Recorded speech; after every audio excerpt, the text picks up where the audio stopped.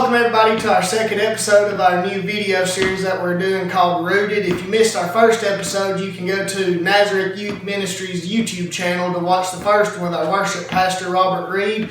And tonight we're doing our second episode, and it's with one of our wonderful deacons, Gerald Owens. Gerald, thank you so much for inviting us into your home and just doing this interview so we can get to know you a little better. Well, we hadn't negotiated what you're going to pay yet. Yes. We'll negotiate that. But tonight we're going to interview him, guys. That way y'all can just get to know. Like we said, this video series is for you guys to get to know some people of our church better, our staff and our deacons and just different members of our church. So tonight we're going to interview Gerald, and I thank him again so much for doing this. So Gerald, how long have you attended Nazareth, and how long have you been in your position as a deacon? Well, I've probably attended Nazareth for 70 years.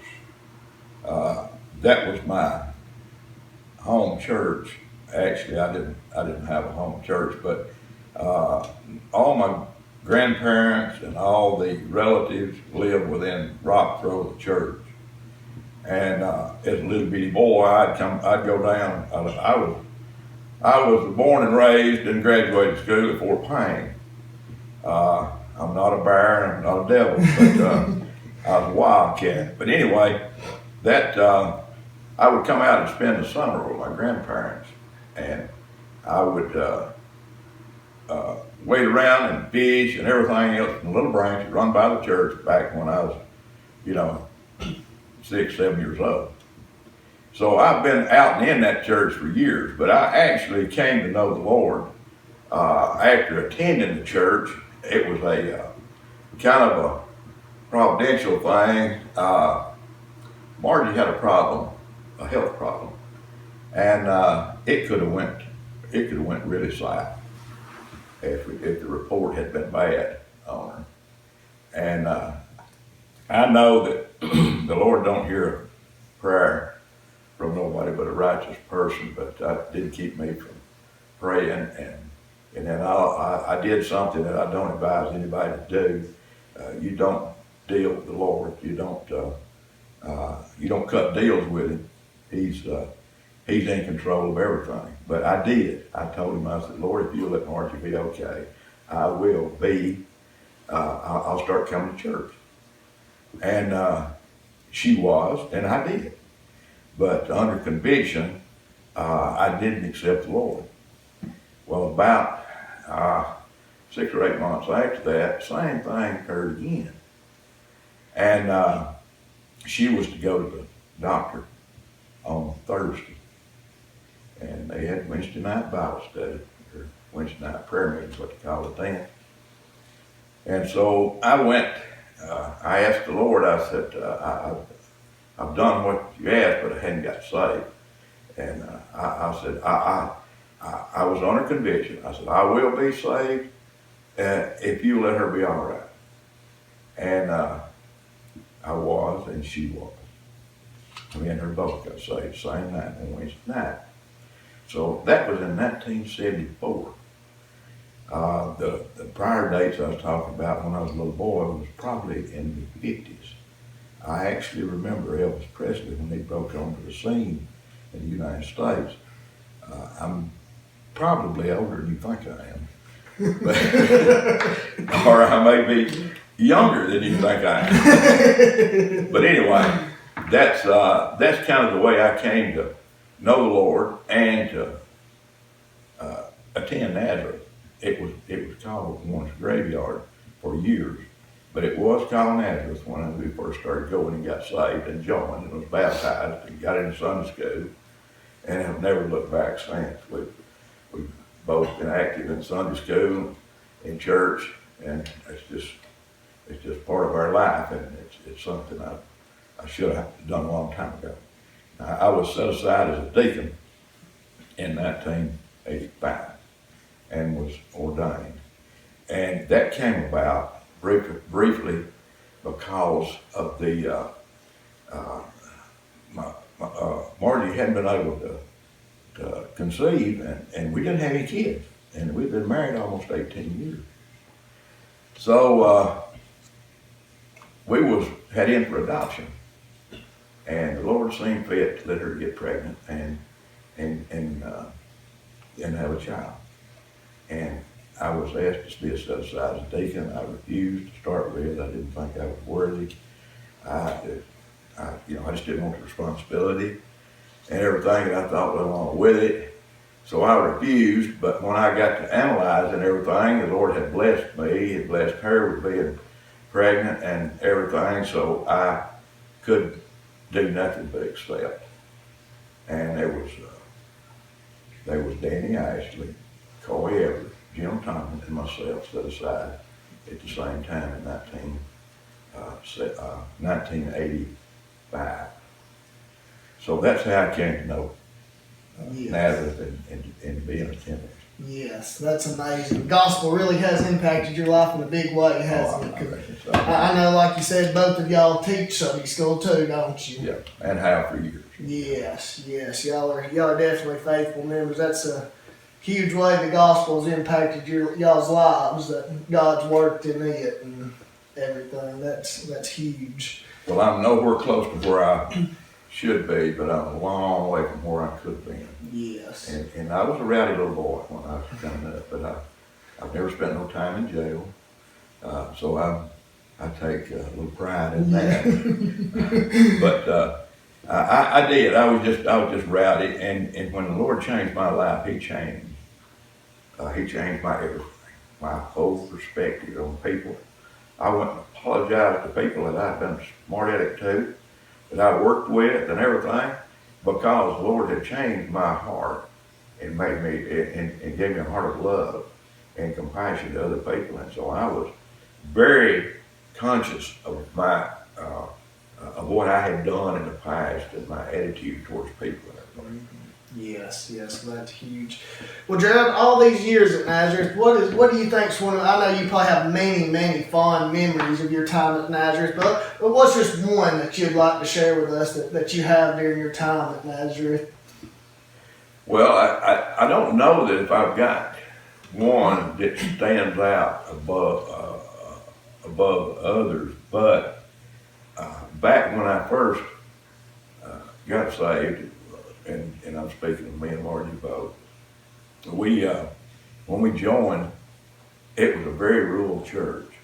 The old church building was still there. It burnt a few years after we joined. I don't think our joining had anything to do with it. But, anyway, we were very intimate with one another. I mean, people were just so close. It was a one-room church, and you just barely got out of sight when you went to a Sunday school class and everything. And as we grew, we became larger, of course, and you become a little more distant.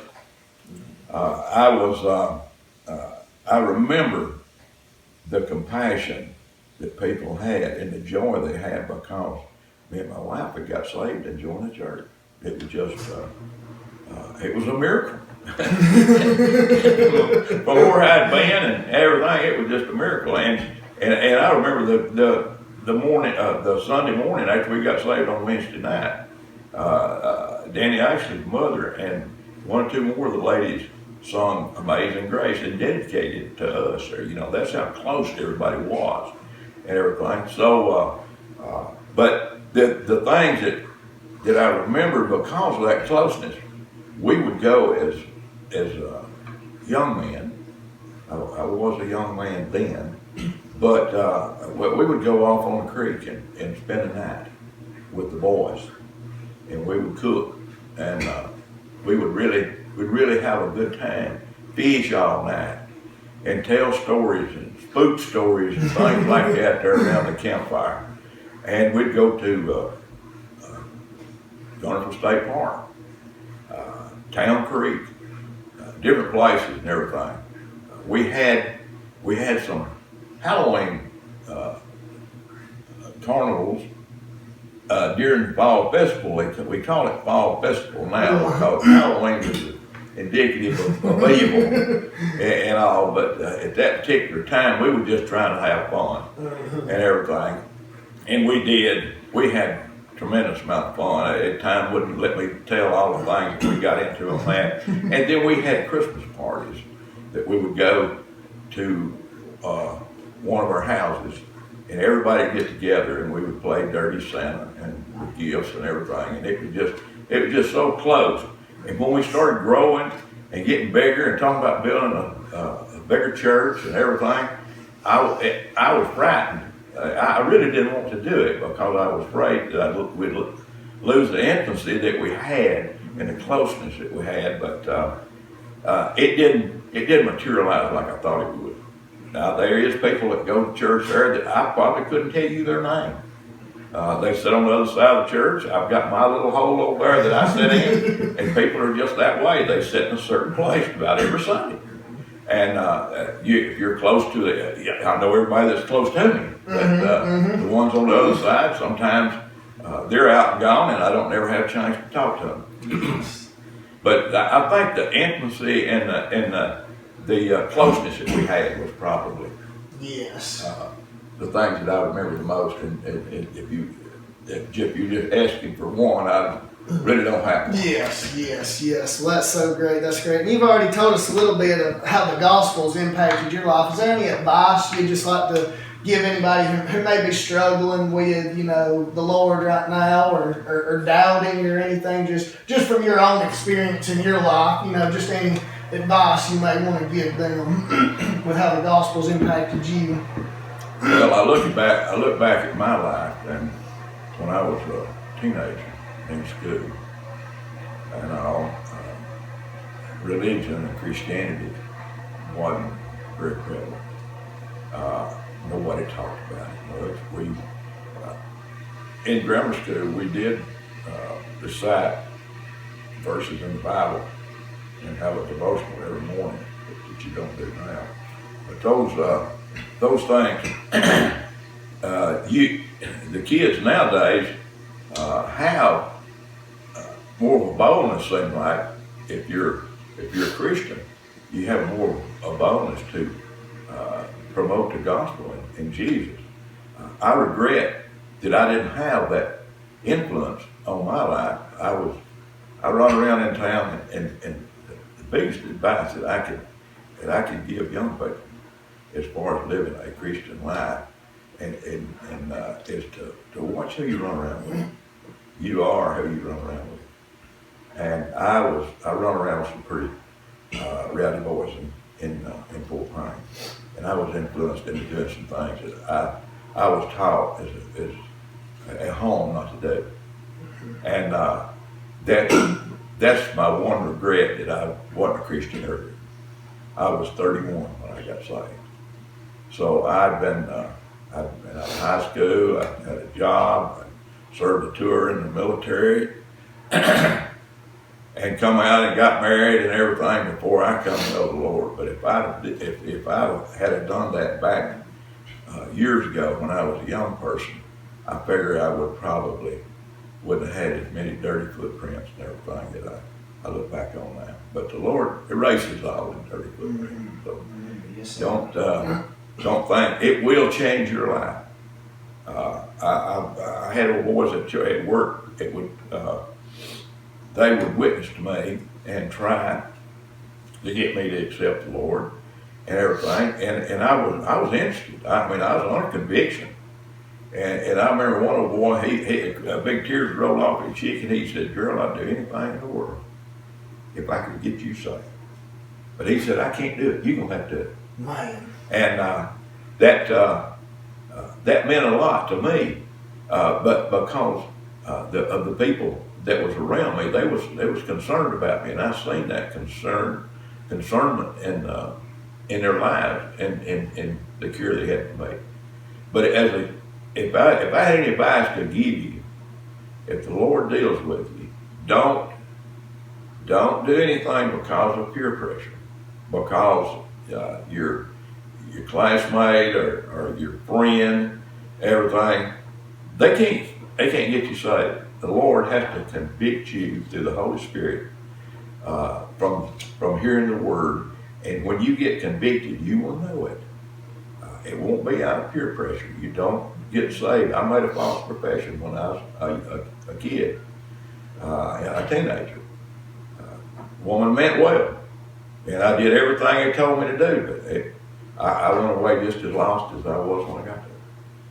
And I stayed confused for several years, whether I really lost or saved. The Lord will let you know if you're really and truly born again, and if He's ready for you to get saved. You don't find the Lord, He finds you, and through the Holy Spirit. Yes, sir. Yes, sir. Thank you so much for that advice. Just changing gears a little bit here as we get to our last question for you, Gerald. And I know I've heard many of great stories at Nazareth that just get you rolling in the floor and laughing. I was just going to ask you, what's one of the funniest stories that you can share with us from your time at Nazareth that you remember or that you were part of or anything like that? Well, I guess probably we had so much fun in some of them fall festivals. I'll call them fall festivals now. We was without a preacher during when that was happening. So we was just kind of a loose cannon there, really, as a church. But we did have a lot of fun. We had humor and a jovial heart and everything. I used to think being a Christian was so starchy and everything, and you just went to church and stuck that Bible under your wing there, when you got done and went home and everything. But it's a lot more than that. People I hunt with and everything, some of the people I've hunted with in the past are so close, and they can be so much. I'm straying from the fun part and everything, but this was all fun. Oh yeah. Mm-hmm. Being a Christian's fun. It's not. Mm-hmm. It's not sour and where you just have to go around like a zombie. Mm-hmm. That you've been saved and you're different. You are different from the world, but we can be an influence. And because of some of the people that I've seen that was different, it influenced my life, and it's fun.